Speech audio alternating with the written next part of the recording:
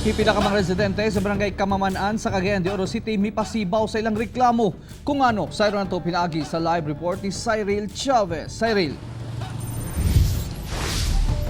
Yes, Real, dismayado gayod ang pipila ka mga residente sa mong barangay. Human, wa sila makadawat sa Social Amelioration Program.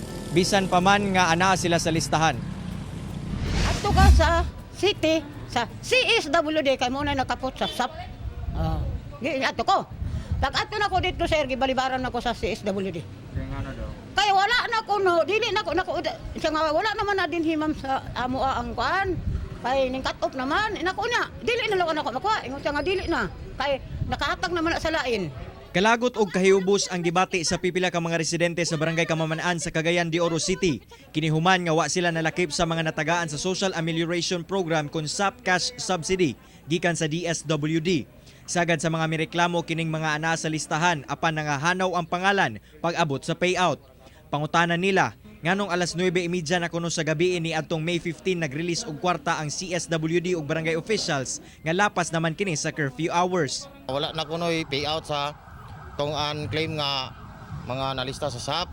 Ya mo lagi na ang gusto mi bawaan kung nganong dili man nga naman mi pangalan nga naka-post. Wala lang mi ka-claim kay kadlaw na manggod.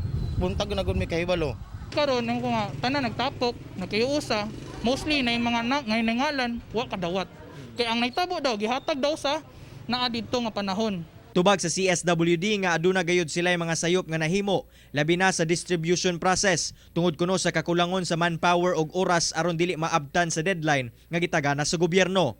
Hinoon misaad sila nga paningkamutan nga katong mga ana sa waitlist o beneficiaries nga wala makadawat, matagaan gihapon og ayuda pinaagi sa COVID intake card kun CIC program sa DSWD. Samtang prioridad sab ang wala makadawat og SAP sa food assistance gikan sa LGU sama sa napulo ka kilong bugas, 1 dressed chicken ug canned goods. We need to decide in cooperation sa barangay nga kinsa pa ang sigurado nga naa diha nga madawat. So nahitabo mo to nga naay mga replacement nga nahitabo, no. So kabalo ko nga naay uban nga subo kay wala nakadawat.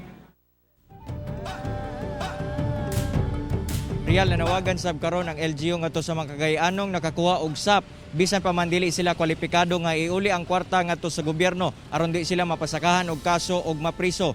Karon padayon nga ginakuha sa CSWD ang mga pangalan nga ngadto sa katong mga naa sa waitlist o katong mga benepisyaryo nga wala nakakuha sa SAP.